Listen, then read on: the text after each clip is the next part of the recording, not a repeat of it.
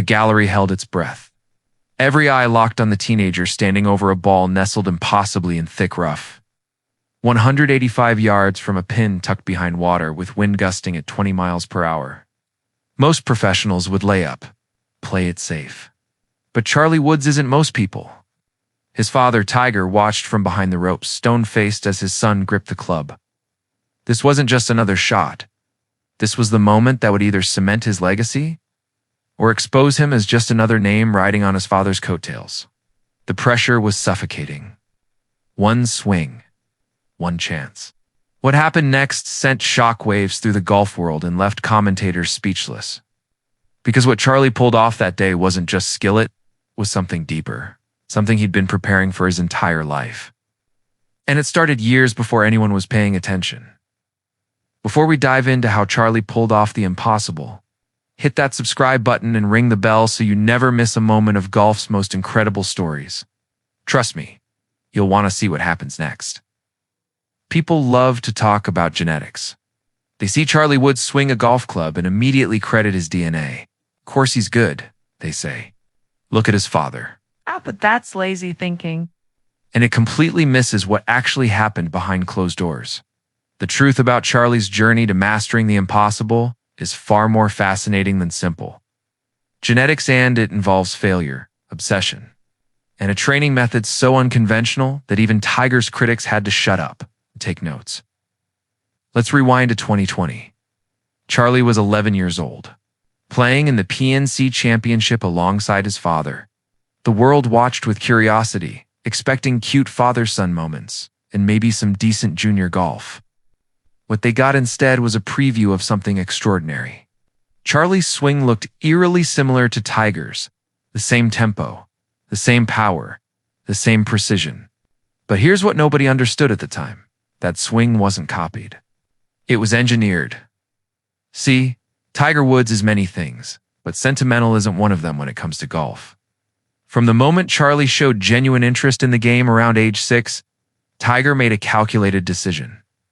He wouldn't just be a dad teaching his kid.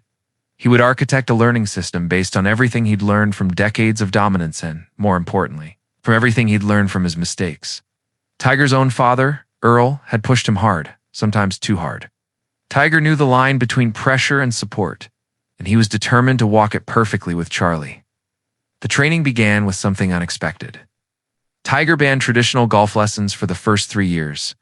That's right, no professional instructors, no swing coaches, no junior golf academies. Just father and son, a bag of clubs, and thousands of hours at Medalist Golf Club in Florida. Why? Because Tiger understood something fundamental about mastery that most people overlook. Before you can learn the right way, you need to understand the wrong way intimately. Charlie spent entire afternoons hitting intentional slices, deliberate hooks, fat shots, thin shots. Tiger would call out ridiculous scenarios. You're in the trees, wind in your face, water short, bunker long. What do you hit? And Charlie had to figure it out. Not from a textbook. Not from a coach explaining theory. From feel, from failure, from experimentation. This is where the impossible shot mentality was born. Most young golfers are taught to play safe, to avoid trouble, to take the smart route. Tiger taught Charlie the opposite. He taught him to see trouble as opportunity, to look at an impossible lie and think, how can I turn this into an advantage? It's a mindset forged in pressure. And Tiger knew exactly how to create that pressure without crushing his son's love for the game. By age 13, Charlie was ready for the next phase. Tiger introduced him to what insiders started calling the simulation lab.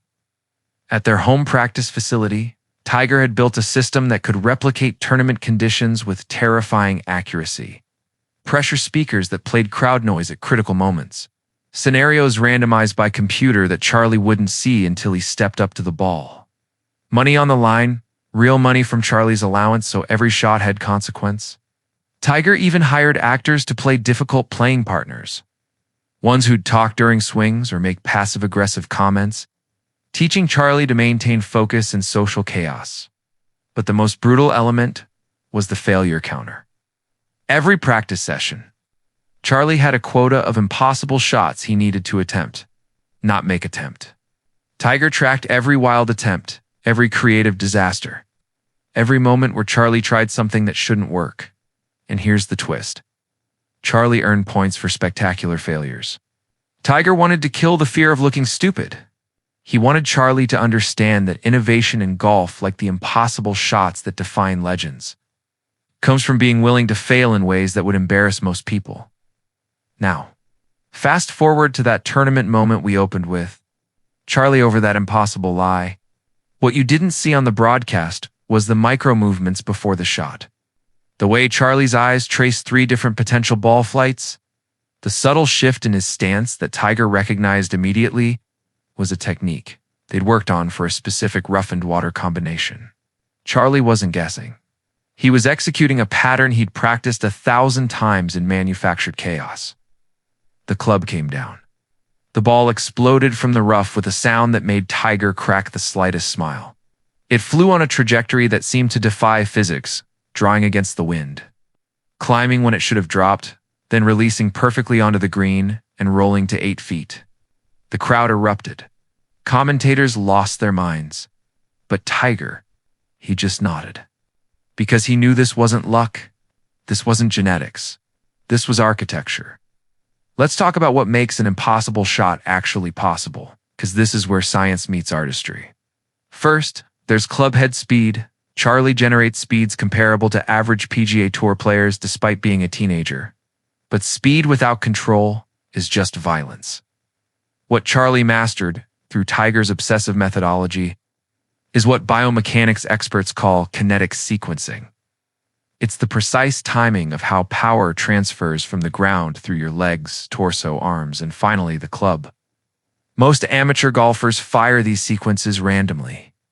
Charlie's sequencing is so precise that high-speed cameras have caught his swing matching Tiger's prime sequence within milliseconds. Second, there's the mental game. Sports psychologists who've studied elite junior athletes say Charlie exhibits something called reduced amygdala response under pressure. In plain English, his brain doesn't trigger the same fear response that makes most people choke. How did Tiger train this? Through exposure therapy disguised as practice. By making Charlie face pressure situations so frequently that his brain recategorized them from threat to normal. It's the same principle military units use in combat training. Third, and this is where it gets really interesting. There's course management intelligence. Charlie doesn't just hit good shots. He constructs holes like a chess master, constructing checkmate sequences. Tiger taught him to think backwards from the pin. Where do you want to leave your approach shot? Then where does your drive need to be? What about your layup if you can't reach in too? This seems obvious, but most golfers, even good ones, think forwards. Where can I hit this? Instead of where should this be hit from? The impossible shot everyone talks about wasn't a moment of inspiration. It was the inevitable result of a system designed to make the impossible routine. And that system continues to evolve. Recently, Charlie started working with biomechanics researchers using AI to analyze his swing in ways even Tiger never had access to. They're identifying micro-inefficiencies measured in millimeters and milliseconds.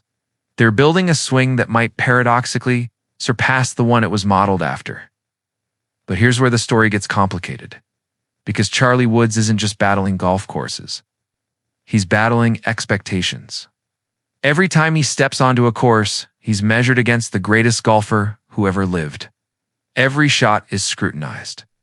Every tournament result debated. Is he the next Tiger? People ask, as if being yourself isn't enough. And this pressure, this impossible weight of legacy, might be the one obstacle Tiger can't fully prepare him for. Because Tiger knows what it's like to be the best. He doesn't know what it's like to be the son of the best. The impossible shot was impressive. But the really impossible challenge? That's still ahead. Can Charlie carve out his own identity while standing in the longest shadow in sports? Can he handle the inevitable slumps without being declared a disappointment? Can he win at the highest level, not because of his last name, but despite it? Here's what we know for sure, Charlie Woods has mastered technical impossibilities through a training system unlike anything junior golf has seen. He has the swing, the mind, and the bloodline. What we're about to find out in the coming years. is whether he has something even more rare, the ability to be great on his own terms. And that, more than any single shot, will define his legacy. The gallery is watching. The golf world is waiting. And Charlie, he's just getting started.